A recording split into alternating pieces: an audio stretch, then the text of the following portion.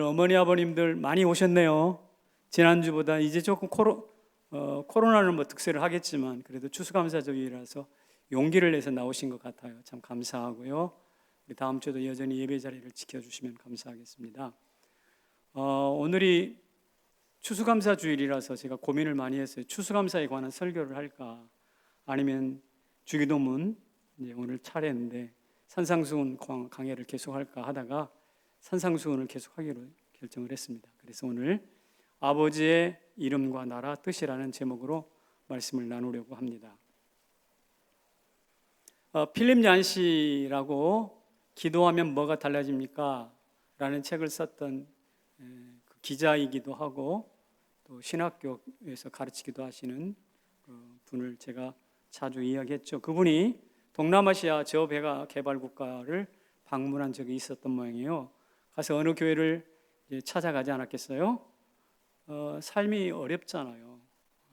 필요한 물건도 많이 있어 보이고. 그래서 정중하게 물었습니다. 혹시 필요한 것이 뭡니까? 도와주고 싶은 마음이 있으니까. 그랬더니 이분들이 하는 말이 이것이에요. 그냥 기도만 해주세요. 이분들이 영어로 하니까 잘 못 알아듣는가 싶어서 아니 제가 필요한 것이 있을 텐데 다시 묻습니다. 필요한 게 뭐예요? 그랬더니 이분들이 정색을 하면서 그냥 기도만 해주세요. 그렇게 이야기를 하는 겁니다. 그렇지만 그 말 속에는 어떤 보이지 않는 굳건한 확신이 있었어요. 그 확신이 무엇이냐면 이것입니다. 기도는 행동을 일으킨다. 기도하면 알 수 없는 사람이 일어나고 알 수 없는 사건이 일어나고 알 수 없는 예기치 않았던 행동이 일어난다 이 말이에요. 그러니 내가 당신에게 무엇이 필요합니다라고 구체적으로 도와달라고 하지 않더라도 내가 기도하면 그 행동이 나타날 것이라는 것이죠. 그래서 그가 그 책을 쓸 때 그 경험을 기록해 놓았습니다. 우리는 지금 주님이 가르치신 주기도문 앞에 서 있습니다. 예수님 당시에 많은 영적인 거장들, 영적으로 높은 경지에 있는 스승들이 있지 않았겠어요? 그들은 자기만의 특별한 자기만의 색깔이 있는 기도문을 가르쳤어요. 왜냐하면 사람들을 끌어모으고 자기 생각을 드러내기 위해서 그렇게 했던 것 같습니다. 세례 요한도 자기만의 기도를 가르쳤습니다. 성경에 보면 그런 전통이 있어서 예수님도 오늘 제자들의 요구를 따라서 예수님의 주기도문을 가르치신 거예요. 그런데 예수님의 주기도문은 사람들을 끌어모으고 예수님의 생각을 막 드러내기, 자랑하기 위한 것이 아니라 천국 백성으로 행동을 일으키는 위대한 기도를 하기를 원하셨기 때문에 주기도문을 가르친 거예요. 예수님이 주기도문을 가르치는 것은 당대 스승들이 자기 생각이나 자기 칼날을 드러내고 사람을 끌어모으기 위한 것이었는데 예수님은 그렇지 않고 사람이 아니라 위대한 행동을 일으키는 기도를 하기를 원하시기 때문에 그렇게 하신다는 말씀이에요. 그래서 주기도문을 보면 이방인들처럼 똑같은 내용을 주절주절 반복하는 중언부언이 없습니다. 지난 주간에 제가 이렇게 마찬이라고 이렇게 돌리는 기도통 보여드렸죠? 그것을 돌리는 그 중언부언이 없다는 뜻이에요. 혹은 사람의 이목을 끌려 길거리에서 손을 들고 위선적으로 기도하는 그런 것도 없습니다. 오히려 사람들이 전혀 예상치 못했던 아주 특별한 내용이 들어있습니다. 그것은 바로 뭐냐면 하나님의 이름과 하나님의 나라와 하나님의 뜻이 드러나서 하나님으로 하여금 하나님인 것이 입증되도록 증명되도록 그래서 열방이 박수치도록 그렇게 하라는 것이에요. 거기에 일용할 양식이라든지 인간적인 이런 필요가 없지는 않겠지만 그것을 앞세우지 않고 하나님의 이름과 하나님의 나라와 하나님의 뜻이 드러나서 그 진상이 드러나서 얼마나 영광스럽고 얼마나 아름다운지 그 하나님이 하나님 되시도록 기도하는 거죠. 당시로서는 찾아볼 수 없는 기도예요. 주님이 왜 이렇게 가르쳤을까요? 왜 이런 기도문을 가르쳤을까요? 위대한 기도는 말씀드린 것처럼 위대한 행동을 일으키기 때문에. 자, 그렇다면 주님께서 가르치신 기도에서 특별한 것이 있습니다. 뭘까요? 한번 읽어봅시다. 시작. 하나님, 아버지, 아빠. 이게 무슨 뜻인가? 구약 성경에는 하나님을 어느 개인의 아버지로 소개한 적이 없습니다. 설명한 적이 없어요. 인자와 긍휼이 많으셔서 우리의 필요를 채우시는 분이 맞지만 그럼에도 불구하고 누군가의 아버지로 등장하시지는 않는단 말이에요. 그런데 예수님의 기도문 첫머리에 뭐라고 말씀하시는가? 하늘에 계신 우리 아버지라고 명확하게 부르십니다. 근데 주기도문에서 우리 아버지라고 부르고 난 다음에 끝이 아니라 마가복음에 가면 또 조금 바뀌어요. 마가복음 기도 한번 읽어봅시다. 시작. 아빠, 아버지여 이 잔을 내게서 옮기시옵소서. 누가 아빠? 아버지래. 아빠. 아버지가 아빠로 바뀌었네요. 자, 이 기도 어디서 많이 봤죠? 어디서 드린 기도일까요? 어디서? 겟세마네 동산에서. 이제 내일이면 죽습니다. 아니 몇 시간 후면 죽습니다. 십자가를 형틀을 지어야 합니다. 인생의 처절하고 슬픈 시간입니다. 바로 그때 예수님께서 목마른 마음으로 간절한 마음으로 아빠라고 불렀어요. 아빠.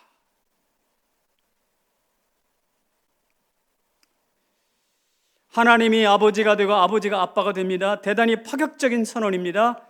이것을 가르쳐주기 위해서 오늘 주기도문을 우리 가운데 선포하시는 거예요.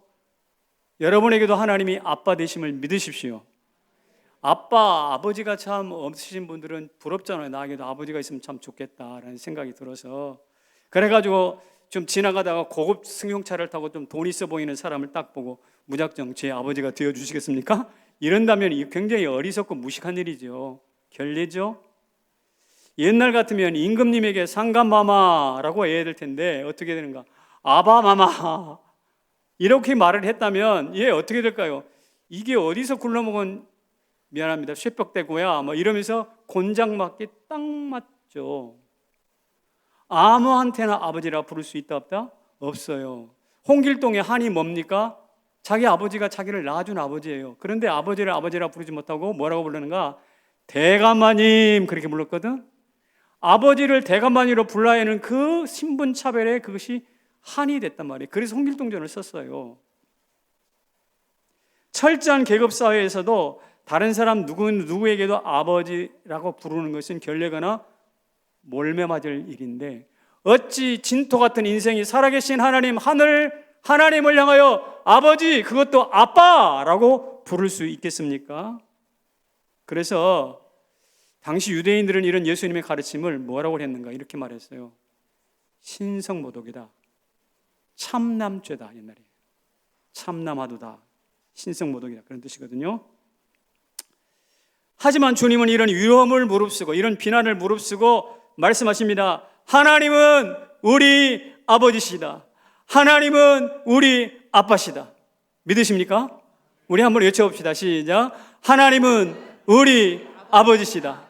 하나님은 우리 아빠시다. 할렐루야.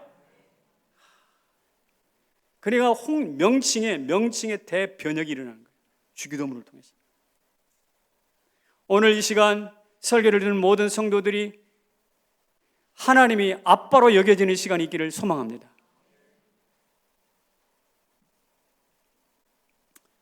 하나님을 아버지라고 부르라고 명령하신 데는 몇 가지 뜻이 있습니다. 그것은 뭐냐면 나는 더 이상 고아가 아니다 라는 뜻이 있어요.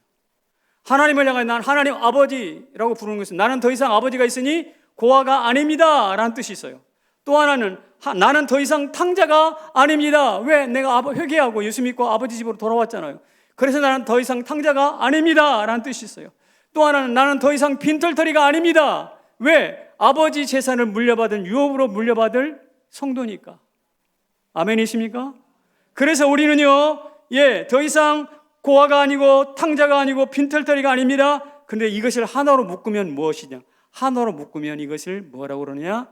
입양한다 그래요. 입양. 하나님의 자녀로 입양되면 고아였던 탕자였던 빈털들이었던 우리들이 한 방에 해결되고 하나님의 가족이와 자손이 아들이 되는 것이죠. 하나님은 이 일을 예수 그리스도를 통해서 우리 모든 사람들에게 이루셨습니다. 믿으시기를 바랍니다. 예수님이 이렇게 하나님을 아빠로 가르칠 때는 로마의 황제 가이사 시저가 황제가 아니었는데 황제로 즉위하고 얼마 안 있다가 암살당합니다. 시저가 암살당한 거, 브루투스에게 아들같이 아꼈던 브루투스에게 암살이 되잖아요. 그래서 그 다음 대를 이은 사람이 옥타비아누스 아들이 양자입니다. 양자. 시저에게는 아들이 없었어요. 양자가 아들을 이어받습니다. 옥타비아누스가 왕이 되고 죽었습니다. 그리고 또 양자가 아들이 되었습니다. 티베리우스라는 황제입니다. 티베리우스가 또 죽고 왕이 되었습니다. 왕이 나타났습니다. 그 왕은 역시 입양된 칼리굴라라는 왕입니다. 그러니까 예수님 당시 앞으로 한 50년, 뒤로 한 50년, 근 100년 정도 입양으로 황제가 결정된 시대예요.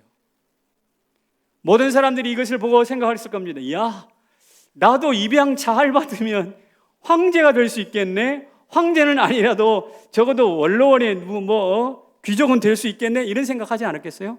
예수님이 그 생각을 아셨습니다. 그런데 예수님이 우리를 양자 삼으신 것은 어느 왕이나 어느 황제나 원로원의 가족으로 입양 삼으신 것이 아니라 하늘의 하나님, 살아계신 창조주 여호와 하나님, 그 하나님의 아들로 입양시켜 주신 거예요. 감동이 없어? 그래서 어떡한데? 그래서 나한테 뭐가 달라졌는데? 여러분, 이 말이 지금 2000년 자리로 돌아가면 깜짝 놀라요. 이걸 일컬어서 뭐라고 그러냐? 경천동지한다고요. 경천동지. 하늘이 경천, 깜짝 놀라고 땅이 흔들리는. 황제 가문도 아니에요. 원로원의 무슨 귀족 가문도 아니에요. 하늘 하나님의 가문으로 입양됐습니다. 할렐루야. 이게 바로 아빠라고 부르는 속뜻이에요. 나는 더 이상 고아가 아닙니다. 나는 더 이상 빈털터리도 아닙니다. 나는 더 이상 탕자가 아닙니다. 하나님의 자녀로 입양되었습니다.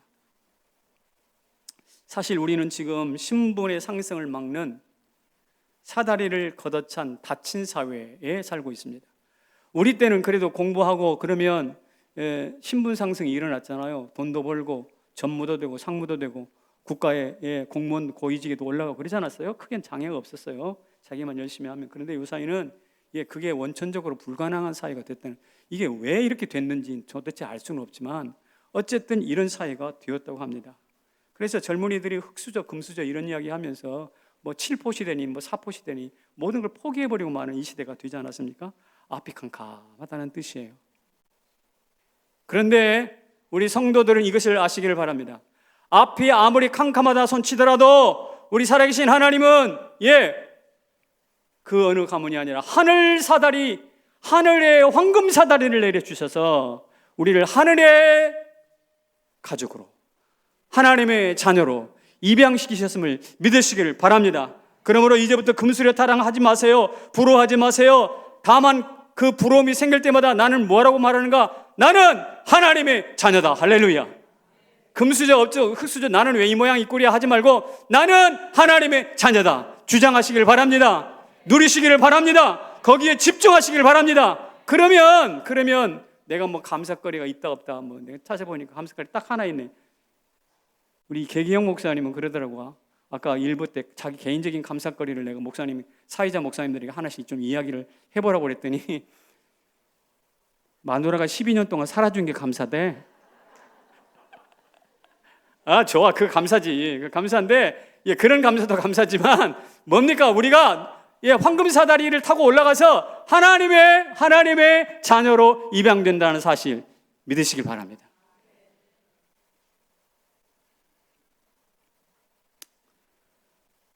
그렇다면 그 하나님의 이름과 나라와 뜻을 조금 적게라도 경험해야 되지 않겠어요?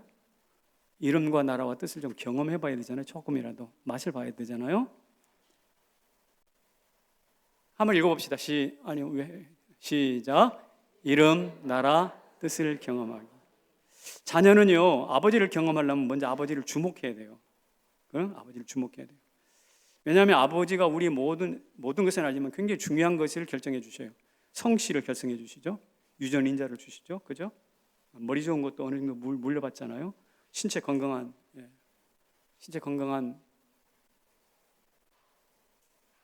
물려받아요. 그래서 우리도 우리 아버지신 하늘 아버지라면 주목해 보자고요. 하늘 아버지라면 주목해 보자고요. 주목해 보니 세 가지가 뚜렷하게 드러나. 그게 바로 뭐냐?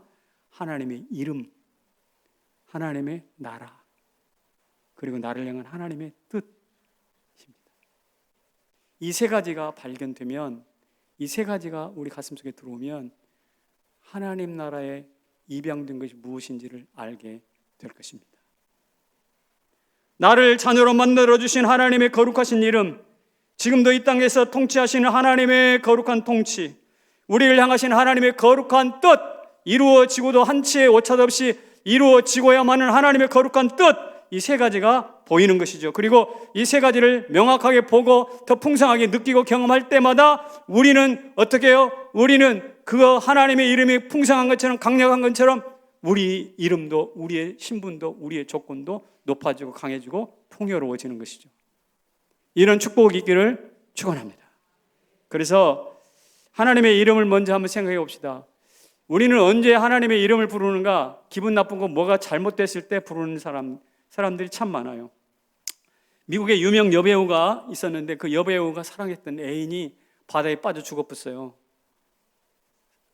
죽은 사인 이유를 찾아보니까 술을 몽땅 먹고, 이럴 때는 몽땅 처먹었다고 그럽니다. 처먹고 요트를 타고 바다로 나갔어요. 요트를 몰고 바다로 나갔는데 바람이 불었는지 기웃동거리는지 몰라도 비틀거리다가, 술 취한 마음 비틀거리다가 물로 푹 빠져버렸어, 바닷속으로. 술이 취했으니 몸이 제대로 컨트롤이 안 되잖아요. 허우적거리다가 점점 요트로부터 멀어져서 그래 죽었어. 그런데 그 여배우의, 그 죽은 사람의 애인이었던 여배우가 뭐라고 그랬냐면, 하나님은 사랑이 많으시다며요, 왜 우리 사랑하는 사람을 죽도록 내버려 두시나요? 이렇게 인터뷰를 할 때 공식적으로 이야기를 했어. 이들은요, 하나님을 등진 지가 수십 년이고 교회 안 나간 지가 수십 년이에요. 그런데 위험을 만나자, 죽음을 만나자 대뜸 하나님을 들이들먹이면서, 하나님 뭐 하셨냐는 거예요? 그래, 죽고 힘들면, 어려우면 하나님 이름 들이대야 되는 거예요. 맞나요? 또 하나, 10대인데 미국에는 뭐 자가용 비행기도 있고 경비행기도 많이 있으니까 10대가 뭐 객기로 그랬는지 비행기를 타고 하늘을 날다가 추락해서 죽었어. 추락했어요. 그 이유를 알아보니까 연료를 공급하지 않았어. 그래, 10대니까 뭐 경솔해서 그랬는지 모르지만, 여러분 자동차 시동 걸 때 연료 체크해요, 안 해요? 에? 여기도 안 하는 사람 많은가 보네. 연료 체크하잖아요. 이게 상식이에요. 그런데 그 비행기를 타면서 내가 이제 하늘 난다, 들떴는지 몰라도 연료 체크도 안 하고 하늘로 비행기를 띄웠으니 가다가 떨어지지. 근데 사람들이 뭐라고 그러냐면, 하나님이 살아계시면 어찌 그리 푸른 10대를 떨어뜨려 죽이시나? 이런 이야기를 하는 거예요. 여러분, 연료를 확인치 않은 인간이 문제입니까? 하나님 문제입니까? 하나님 입장에서 말 좀 해보라고. 우리 하나님도 답답한 거 많아. 우리 하나님도 답답한 거 많다고 툭 하면 하나님 책임이라네. 지가 잘못해놓고, 지가 연료 체크 안 하고, 지가 실족했으면서 그래 빠져 죽었으면 여러분, 이 하나님 입장이라면 되게 억울할 거 아니겠어요? 그래, 하나님 입장에서 생각을 해보시라고. 잘 나갈 때는 하나님 앞에 콧방귀 끼다가 고통을 만나면 하나님 앞에 삿대질하고, 하나님 뭐 하셨냐고 달려드는 인간의 그 심통머리가 뭡니까? 하나님이 동네북이에요? 필요하면 언제든지 뜯으러. 하나님 동네북 아니거든. 하나님 이름 그때 써먹는 거 아니거든. 욥도 그러한 비슷한 때가 있었어요. 욥이 하나님과 불평했거든. 그랬더니 하나님이 이렇게 말씀하셨어요. 다 같이 읽어봅시다. 시작. 트집 잡는 자가 전능자와 다투겠느냐? 하나님을 탓하는 자는 대답할지니라. 트집 잡는다라 그랬다고. 예, 지금 뭐 빠져 죽었다, 뭐 비행기가 떨어졌다, 트집 아닙니까? 왜 하나님이 살아계십니까? 트집은 부당한 것이죠. 인간은 왜 이처럼 트집 잡고 사사건건 하나님께 실파를 뒤집어 씌울까요? 그리고 동네 북처럼 하나님을 두드리고 있을까요? 두드려 팰까요? 책임지고 싶지 않으니까 그래요. 하지만 다시 말씀드립니다. 하나님은 동네북이 아니십니다. 하나님은 우리의 창조주이십니다. 하나님은 생명의 근원이십니다. 하나님은 모든 도덕률의 기반이 되십니다. 존재, 여러분과 제가 오늘도 예배드리고 호흡하고 뭔가 길을 계획하며 인생을 누릴 수 있는 생명의 기반이신 줄로 믿습니다. 하나님은 그런 분이세요. 그래서 그분을 높임받고 영광 받으셔야 마땅합니다. 하나님의 이름을 붙잡으면 불필요할 때 하나님 원망하는 것과는 차원이 다른 인생이 펼쳐집니다.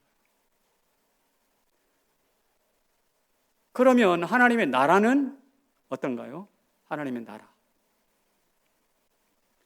한때 유행어가 있었습니다. 유행어. 어떤 유행? 이런 거예요. 이게 나라냐? 언제적이죠? 한 3, 4년 된 것 같죠? 네. 이게 나라냐? 많은 사람들이 공감했어요. 그래서 광화문에 모였습니다. 그리고 정권이 바뀌었습니다. 그러다가 몇 년 흘렀는데 또 다른 유행어가 나타났습니다. 어떤 유행어? 나라가 네 거냐? 이런 유행어가 나타났습니다. 그리고 온 나라가 지금 우리가 혼돈에 혼돈을 거듭하고 있습니다. 우리는 지금 때 아닌 나라 타령을 하고 있습니다. 나라가 중요합니다. 그런데 예수님은 이미 2000년 전에 나라를 말씀하셨습니다. 예수님은 이미 2000년 전에 나라, 입만 열면 하나님의 나라, 천국을 이야기하셨습니다. 다윗의 통치를 받던 다윗의 나라도 아니고 선지자들이 예언했던 그런 나라도 아니고 오직 하나님이 직접 통치하시는 하나님의 통치를 이야기했습니다. 그래서 예수님이 입을 열어 가르쳐 가라사대 뭐라고 그랬느냐? 첫 번째, 회개하라, 천국이 가까웠느니라. 우라노스 호데우, 하나님의 나라가 왔느니라. 예수님이 이렇게 하나님의 나라를 말씀하시는 것은 뿌리가 있습니다. 저 이사야서로 가볼까요? 한번 같이 성경을 읽어봅시다. 시작. 그때의 이리가 어린 양과 함께 살며 젖된 어린아이가 독사의 굴에 손을 넣을 것이라. 내 거룩한 산 모든 곳에서 해됨도 없고 상함도 없을 것이니 이는 물이 바다 덮음같이 여호와를 아는 지식이 세상에 충만할 것임이라. 이 말씀은 이사야 11장인데 예수님께서 처녀가 잉태하여 아들을 낳으리라 라는 동령자 탄생 예언의 말씀이 선포될 때 주어진 말씀이에요. 다시 말해서 예수님은 자신이 태어날 것이 예언되는 그 자리로 돌아가서 그때 이사야 말씀을 선포하시고 그 다음에 뭐라고 말씀하셨느냐? 그 이사야가 말했던 나라가 드디어 여기에 왔다, 회개하라, 천국이 가까웠으니 말씀하신 거거든요. 그러니까 평화와 하나님을 아는 지식이 충만한 나라를 말씀하신 거예요. 그런데 그 말씀, 그 하나님의 나라가 지금 어떻게 됐어요? 지금 사라져버렸나요? 예수님 말씀하신 그 나라가 어떻게 됐나요? 지금 역사 속에서 점점 커지고 있습니다. 교회를 통해서 그 하나님의 나라가 조금씩 가시화되고 있습니다. 교회를 통해서 교회의 여러 복음 운동을 통해서 계급이 타포됩니다. 인권이 신장됩니다. 생산력이 증대되고 있습니다. 고아와 과부, 경제적 약자들을 보호하는, 그리고 인권을 보장하는 이런 신성한 살만한 세상, 인간이 살만한 세상이 만들어져 가고 있습니다. 이것은 누군가가 정치를 잘해서 누가 혁명을 일으켜서가 아니라 하나님의 통치가 악을 누르고 선을 진자시키기 때문에 그런 것인 줄로 믿습니다. 이게 하나님의 역사예요. 지금도 진행 중이에요. 따라서 이게 나라냐 탄식할 필요가 없습니다. 나라가 네 거냐 서로 논쟁할 필요도 없어요. 두려운 총칼도 아니고 왜곡되기 쉬운 인간의 민심이 아니라 하나님 자신이, 하나님이 통치하시는 나라가 지금 마치 누룩처럼 씨앗처럼 점점점 자라나고 마지막 때에 기필코 완성될 것입니다. 그래서 요한계시록 22장에 보면 하나님의 나라에 대한 정경을 설명해 주고 있습니다. 같이 읽어볼까요? 시작. 다시 저주가 없으며 하나님과 어린 양의 보좌가 그 가운데 있으리니 그의 종들이 그를 섬기며 그의 얼굴을 볼 터이요. 다시 저주가 없어요. 다시 죽는 것도 없어요. 하나님의 나라와 하나님의 어린 양의 보좌가 그 가운데 충만하고 모든 종들이, 그를 섬겼던 모든 종들이 하나님의 얼굴을 보게 된다고 그랬어요. 바로 그런 때가 요한계시록 22장인데 그 나라를 향하여 우리는 지금 척척척 앞으로 나아가고 있습니다. 그러므로 여러분 곁에, 여러분 안에, 여러분의 생활 가운데 임하시는 하나님의 나라를 기대하십시오. 청와대에서 정치를 잘해야 잘 사는 나라가 되는 게 아니라, 이 땅에 하나님의 보이지 않는 통치가 나타나서 불의가 물러가고 악이 물러가야, 도둑놈들이 죄가 되어야 살만한 세상이 되는 것이에요.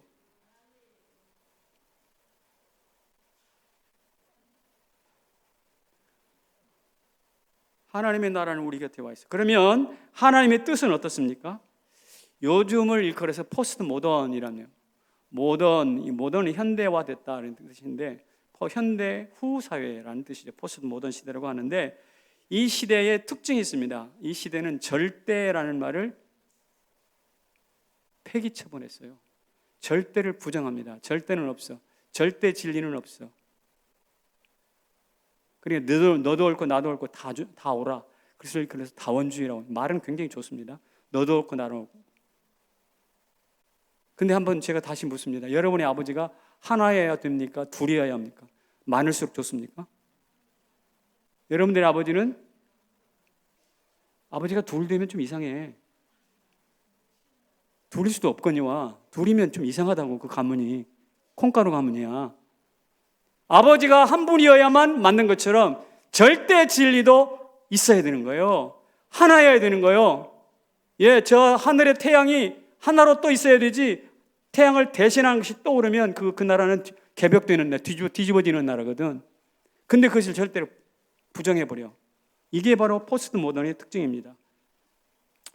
그런데 말입니다. 특이한 것은 자기네들이 소중히 여기는 것은 절대적으로 강조합니다.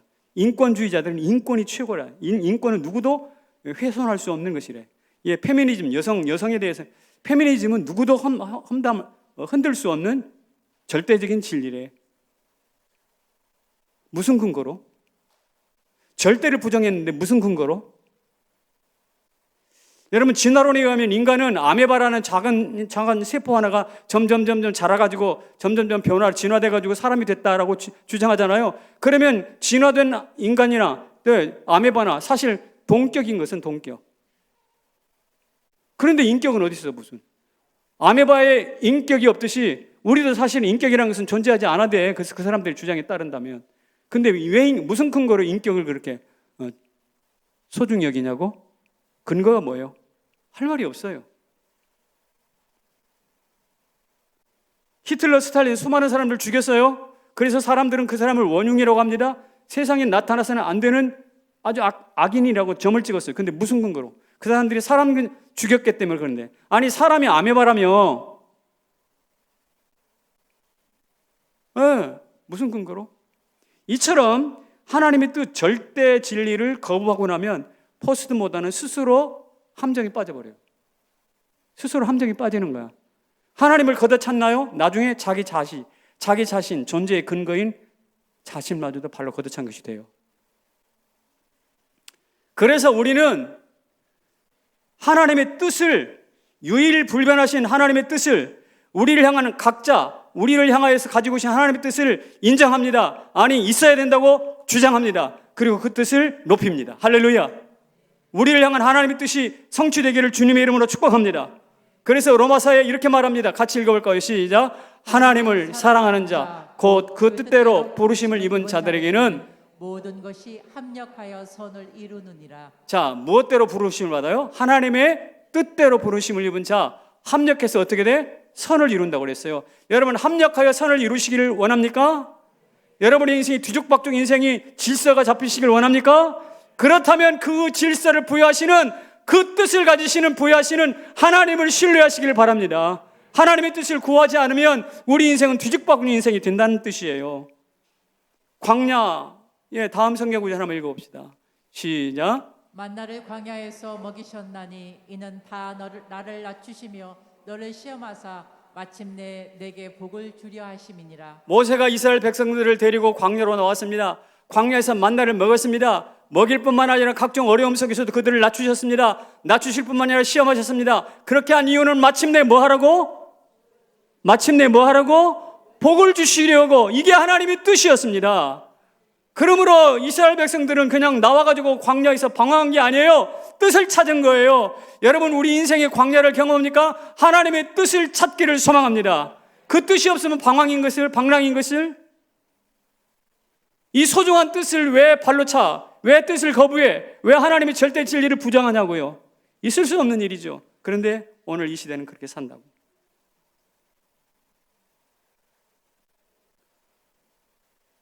이 추수감사 주일에 우리를 입양하셨던 하나님의 거룩하신 이름과 나라와 뜻을 발견할 수 있다면 여러분들은 횡재한 거예요.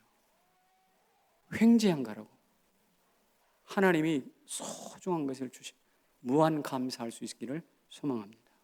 그래서 제가 이렇게 여러분에게 묻습니다. 무슨 질문을 하냐면, 이 하나님의 이름과 나라 뜻에 집중해 본 적이 있는가?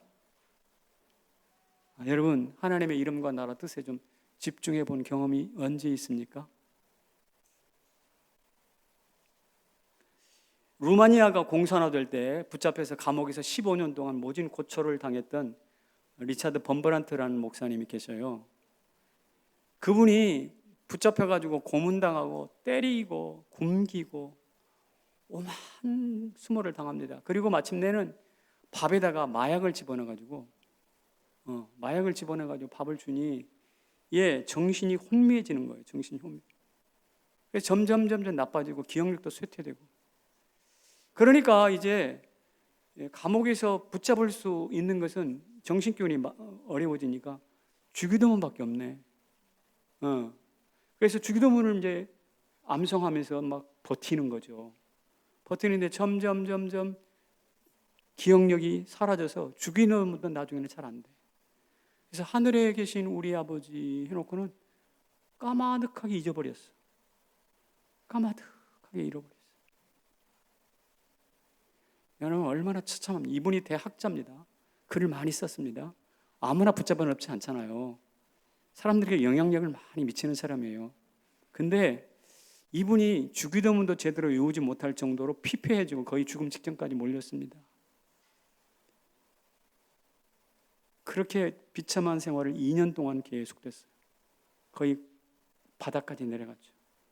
근데 무슨 일이 있었는지 밥을 좋은 밥으로 바꿔주고 약도 넣지를 않았나 봐. 약이 중단이 됐나 봐. 그래서 조금씩 기억력이 돌아오기 시작해. 조금씩 잃어버렸던 게 생각이 나. 잊어버렸던 사람들 이름도 생각나. 그리고 주기도문도 생각이 나.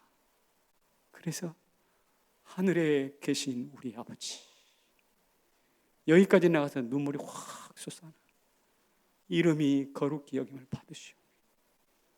나라가 임하옵시며 공산주의가 판치는 이 땅에서 하나님의 나라가 임하시옵시며 하나님의 뜻이 하늘에서 이루어진 것처럼 제가 잡혀있는 이 감옥에서도 땅에서도 이루어지게 하옵소서.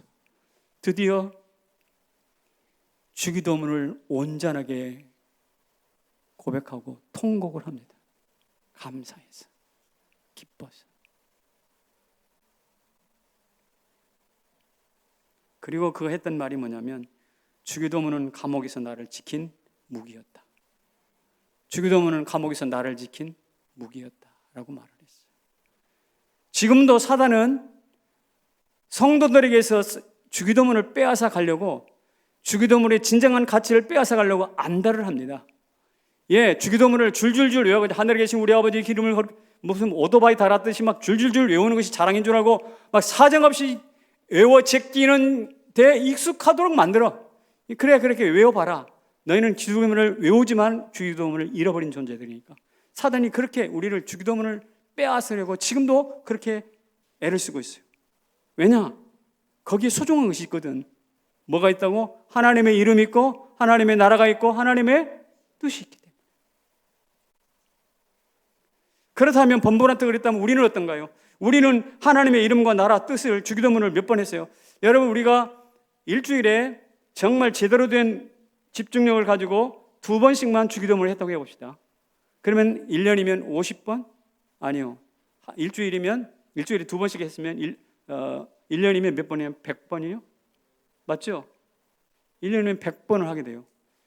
10년 예수 믿으면 몇 번일까요? 1000번이에요. 저 지금 예수 믿은 지 50년 가까이 돼가요.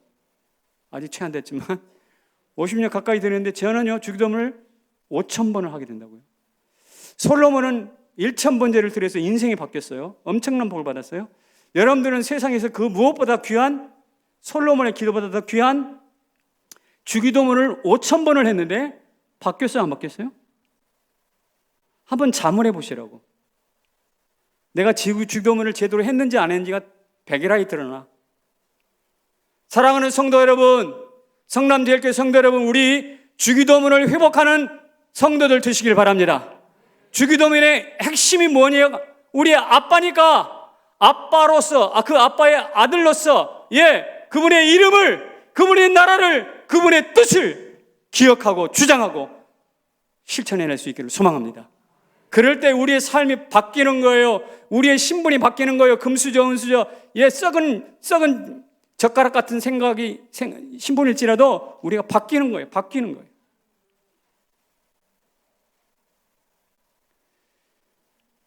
미국 대통령 선거로 미국 사회의 치부가 보이는 것 같아요.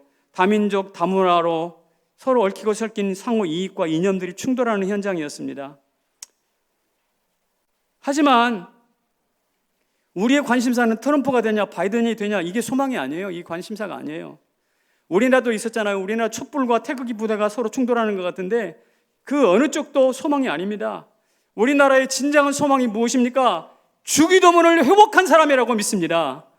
주기도문을 통해서 하나님의 이름과 나라와 뜻을 회복하고 그 뜻이 무엇인지를 누리고 경험하고 주장하는 사람이라고 믿습니다. 그렇게 될 때 우리 속에서 목숨 걸고 그 나라와 이름과 뜻에 헌신하는 사람들이 나타날 것입니다. 여러분, 정치 평론가들이 문제 해결하는 거 봤어요? TV에 매일같이 만나는 사람 KBS 뉴스 틀어놓으면 정치 평론가 나오잖아. 그런 사람들이 문제 해결하는 거 봤냐고. 경제 전문가들 나와가지고 뭐 주식 시장이 어쩌고저쩌고 이야기하는데 그 사람들이 경제 위기를 예측하는 것을 봤냐고요. 그렇지 않아요. 제 책장에는 중국은 가짜다라는 책이 있어요. 지금부터 한 10여 년 전에 산 책입니다. 중국은 가짜다. 거기 중국이 거짓말 잘하고 관시로부터 시작해가지고 여러 가지 이야기를 써놨어요. 중국을 좀 험담하는 책 중에 하나입니다. 그런데 그래서 그 책 보면서 이거 중국 별로 별 없네 이렇게 생각했는데 여러분 10년이 15년이 지난 이후에 정말 중국이 별 볼 일 없어졌나요? 아니잖아요. 지금 한때는 중국을 이렇게 막 세우면서 뭐라고 그랬냐, 미국은 이제 쓰러질 거다 그렇게 이야기했어요. 여러분, 미국이 정말 쓰러질까요? 제가 얻어진 정보에 의하면요, 미국은 앞으로도 100년여 이상 이 세계의 주도권을 줄 수 있는 나라로 설명됩니다. 왜? 그 나라는 충분한 재정이 있어요. 그 나라는 충분한 사람이 있어요. 인력이 있어요. 그 나라는 충분한 넓은 땅이 있어요. 그런데 그럼에도 불구하고 이 지식인들이 대놓고 책을 팔아먹으려고 중국은 가짜다, 미국은 무너진다, 대놓고 거짓말해. 지식인들이 이런 사람들이 판을 치고 있는 세상에 진실은 어디 있냐고요? 누구를 믿어야 되겠습니까? 우리는 그 사람들에 푹 빠져가지고 이리 싸움 저리 싸움, 촛불이다 태극기다. 하나님의 나라를 모르니까 그렇다니까. 하나님의 이름이 뭔지 모르니까 그렇다니까. 우리 다시 관심을 하나님께로, 하나님의 나라로 모읍시다. 트럼프도 바이든도 여당도 야당도 아닙니다. 그 어느 것도 아니고 정말 하나님의 이름을 높이고 하나님의 나라가 임하며 하나님의 뜻이 이루어지기를 갈망하면서 거기에 목숨을 걸고 주기도문을 또박또박 자기 인격과 삶을 실어서 하나님께 기도로 아뢰는 그런 사람이 소망입니다.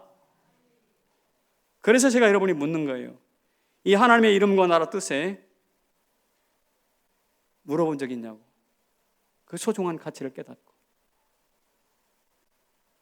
여기에 우리 목숨을 걸면서 희생해 본 적이, 땀 흘려 본 적이 있느냐고. 만약에 그렇지 못했다면 우리는 주기도문을 기도라는 것을 가운데 빼고 주문으로 외운 사람이 분명해요. 묻습니다. 여러분들은 주기도문을 기도했나요? 주문을 기도했나요? 우리 모두 지금까지는 주문처럼 외웠지만 주기도문의 성도들 되시기를 축복합니다. 예, 그럴 때 이 땅에 하나님의 이름과 나라와 뜻이 이루어질 줄로 믿습니다. 그래서 저는 이렇게 말씀을 드리려고 합니다. 같이 읽어볼까요? 시작. 종이컵 같은 나. 이 뭔가요? 갑자기 종이컵이 나와요? 이것은 시의 이름입니다. 시 제목이에요. 시 한번 읽어봅시다. 저 시가 전부예요. 같이 읽어봅시다. 시작. 촛불 집회 때 촛불을 안아주던 종이컵들이 농부 아저씨를 따라 시골로 갔다. 이듬해 봄 모종컵이 돼 새싹을 안아주었다. 끝. 저렇게 시작해서 저렇게 끝나요. 이게 어린이 동시인데, 예, 일회용 종이컵 비싸지 않잖아요. 소중한 거 아니잖아요. 천박하잖아요. 근데 그것 모여가지고 광화문에 모이니까 수만 개, 수십만 개가 모이니까 어떻게 되나요? 정치 지형이 바뀌었어요. 정권이 바뀌었다고요. 시골로 가가지고 그 종이컵들이 모아져서 모종컵이 됐어요. 예, 새싹들을 품에 안았어요. 보호해줬어요. 그랬더니 가을이 돼가지고 엄청난 깻잎이 되고 채소가 되고 소출이 나왔어요. 저는 이렇게 생각해 봐요. 지금 우리가 눈에 잘 보이지 않는다고 해프게 여겼던 하나님의 나라, 이름, 뜻을 마치 새싹처럼 여기고 내가 종이컵이 되어서 그 싹을, 그 나라를, 이름을 키운다면 어떻게 될까? 응? 어떻게 될까? 장차 하나님의 이름은 올림픽 오륜 깃발보다 더 높이 하나님 나라 앞에서 나부끼게 될 것입니다. 나라와 뜻이 반석 위에 견고히 더 서게 될 것입니다. 이런 시대가 올 것을 기대하시고, 나는 부족하지만 내 안에 세 가지, 하나님의 이름, 나라, 뜻이라는 새 모종을 품어서 가꾸어내시기를 바랍니다. 세상이 흔들지 못하게 될 거예요. 그렇게 했던 사람이 있습니다. 소개할게요. 한번 읽어볼까요? 시작. 예, 저 종로에 있는 학교이자 또 교회입니다. 저 세 교회의 대표자들이 그저께 모였습니다. 왜 그러냐면 캠벨 선교사 서거 100주년 기념 행사를 하기 위해서 모였어요. 그러면 캠벨이 누구냐? 이 배화여자대와 종교교회와 자교교회를 세우신 선교사님이세요. 이분은 중국에서 선교사로 활동하다가 45살에 한국에 넘어왔어요. 서울에 들어왔어요.